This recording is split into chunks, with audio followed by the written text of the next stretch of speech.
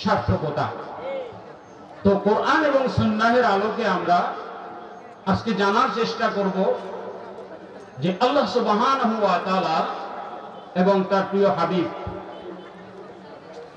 আল্লাহর নবী মুহাম্মদুর রাসূলুল্লাহ সাল্লাল্লাহু আলাইহি ওয়াসাল্লাম, তার পরিচয় হচ্ছে সাইয়্যিদু ওয়ালাদি আদম।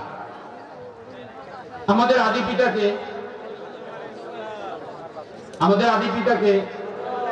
আদম আলাইহিস সালাম, আমরা হচ্ছি তার সন্তান। আদম আলাইহিস সালামের সন্তানদের মধ্যে শ্রেষ্ঠ সন্তানকে মুহাম্মদুর রাসূলুল্লাহ। সকল বিবেচনায় আদমের সন্তানদের ভিতরে মুহাম্মদুর রাসূলুল্লাহ সাল্লাল্লাহু আলাইহি সাল্লাম তিনি হচ্ছেন কি সেরা মানুষ। তিনি হচ্ছেন আল্লাহর কথা সব থেকে সেরা। এরপরে মাখলুকাতের জগতে আদমের সন্তানদের মধ্যে সর্বোৎকৃষ্ট সেরা কথা হচ্ছে নবী মুহাম্মদুর রাসূলুল্লাহ সাল্লাল্লাহু আলাইহি সাল্লামের কথা। তো মুহাম্মদুর রাসূলুল্লাহ সাল্লাল্লাহু আলাইহি সাল্লামের ভাষায় সেরা মুমিন যারা, সেরা মুসলিম যারা, সেরা আল্লাহর বান্দা যারা, তাদের যে কিছু বৈশিষ্ট্য, তাদের যে কিছু চরিত্র, তাদের কিছু আখলাক, তাদের কিছু বৈশিষ্ট্য আজকে আমরা জানার চেষ্টা করব, যাতে করে আমরা দুনিয়া এবং আখিরাত উভয় জগতেই কি হতে পারি সেরা মুমিন, সেরা আল্লাহর বান্দা, সেরা মুসলিম হতে পারি। আমরা কি সেরা মুমিন হতে চাই? কে কে চাই একটু হাত তুলেন তো। আল্লাহ সুবহানাহু ওয়া তাআলা কবুল ও মঞ্জুর করেন।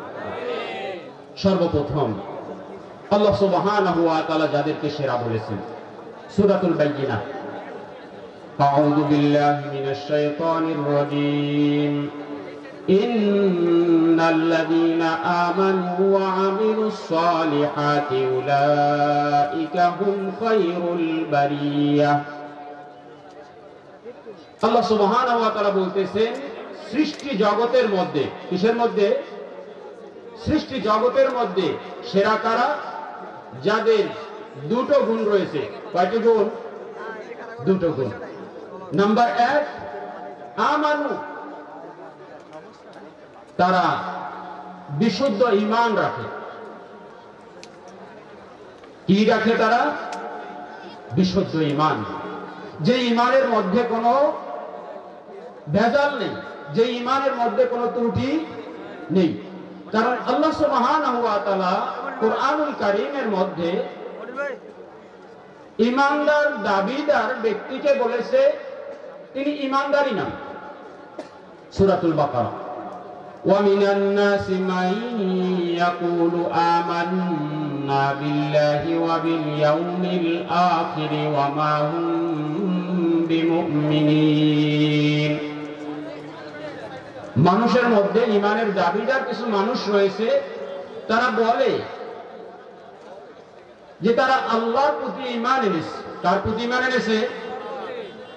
আর কিসের প্রতি ঈমান এনেছে? আখিরাতের উপরে। আল্লাহ বলতেছেন ওয়া মা হুম বিমুমিনিন, ওরা ঈমানদারই নয়। ওরা কি নয়? ঈমানদারই। অতএব ঈমানের দাবি করলেই ঈমানদার হওয়া যায় না।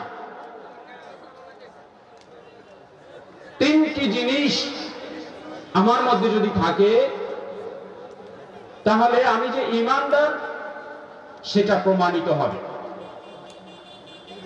তাসদীক বিল জিনান ওয়াল ইকরার বিল লিসান, অন্তর দিয়ে কোরআন এবং সুন্নাহে সহিহভাবে যে বিষয়গুলো এসেছে সেগুলোকে অন্তর দিয়ে দৃঢ়ভাবে কি করা? বিশ্বাস করা। যে বিশ্বাসটুকু অন্তরের ভিতরে আমি ধারণ করলাম সেটাকে মুখ থেকে কি করা? অকপটে স্বীকার করে নেওয়া। মুখ দিয়ে যেটা আমি স্বীকৃতি দিলাম সেটাকে কথায় কাজে কি করা? বাস্তবায়ন করা। এই তিনটি জিনিস যখন আল্লাহর বান্দার ভিতরে পাওয়া যাবে তখন সে ঈমানদার বলে বিবেচিত হবে। এখন সে খাঁটি ঈমানদার না ভেজাল ঈমান নিয়ে সে ঈমানদার?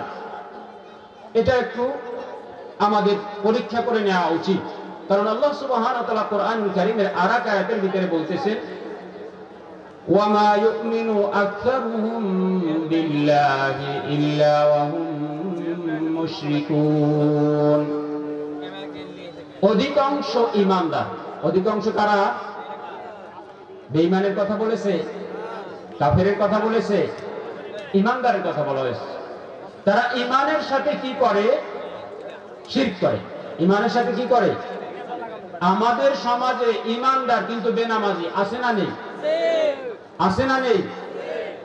ঈমানদার কিন্তু কোরআন এবং সুন্নাহের কথাগুলোকে পছন্দ করে না, বরং অপছন্দ করে, এরকম ঈমানদার আছে না নেই?